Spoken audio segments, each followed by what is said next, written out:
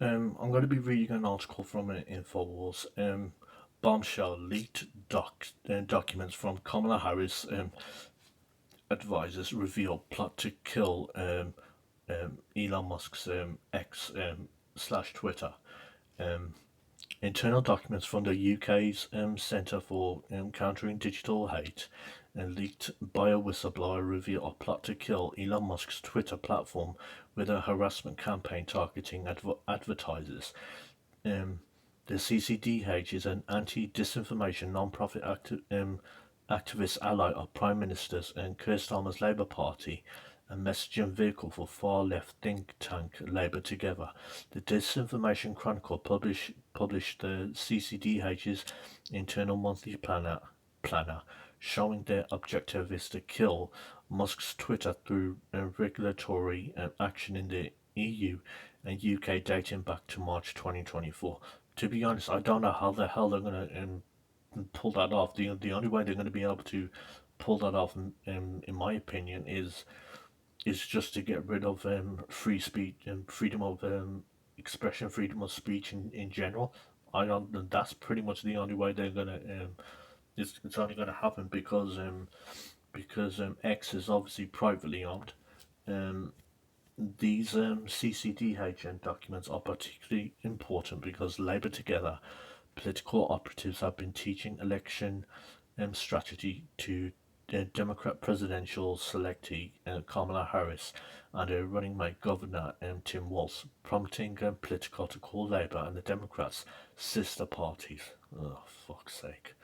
CCDH held a private conference this past summer with the usual suspects of anti-free speech liberal groups organising against Musk, including the Biden White House um, Representative Representative Adam Schiff's office, Biden State Department officials, the Soros-funded Media Matters for America, Canadian MP Peter Junior and the Ford Foundation.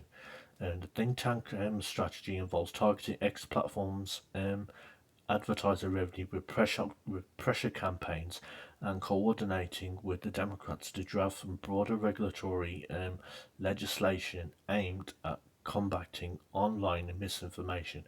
As Politico and the Washington Post recently reported, British operatives from Labour Together have become advisors to the struggling Harris Walz campaign, categorising the think tank's founder Morgan McSweeney as their election mastermind, who also aided Starmer's rise to become Prime Minister.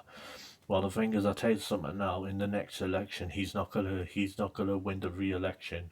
I'll tell you that now. Starmer won't.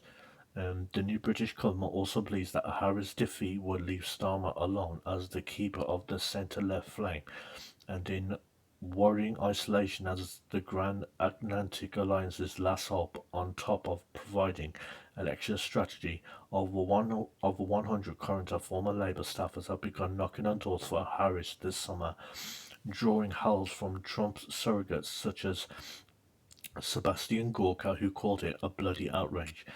The stateside dispatch of Labour personnel has been depicted in British media as a self-interested gambit to keep America's war machinery closely aligned with Israel and Ukraine, and billions of American defense dollars flowing in both directions. However, these are only the visible parts of the British invasion. McSweeney's Labour Together has been operating in the US for several years through CCDH. The Starmer Labour Together formula for regaining power in the UK relied heavily on CCDH's aggressive efforts to deplatform rivals on the left and right for lobbying, accusations of bigotry, misinformation, and other misdeeds. Um, Musk, Musk responded on X to the bombshell revelations on Tuesday, calling CCDH a criminal organization. Sounds like it. This is what Musk added. Um, X has become the left's top target for censorship since Musk bought the Twitter platform in 2022, leading to the return of many banned voices, including former President Donald Trump, Alex Jones, and Infowars. This is what actual foreign election meddling looks like. Yeah, and yeah, this is definitely reminds you of Russiagate 2.0. They're just ramping it up, but it's definitely got the hallmarks of Russiagate, and that's definitely what's going on. And as far as Elon Musk and X, Elon Musk did cave into Brazil's um, demand to do censorship on X because he had started to do it again, but I think it's only up to a point. But the thing is, he cannot afford to cave into Washington. He just can't.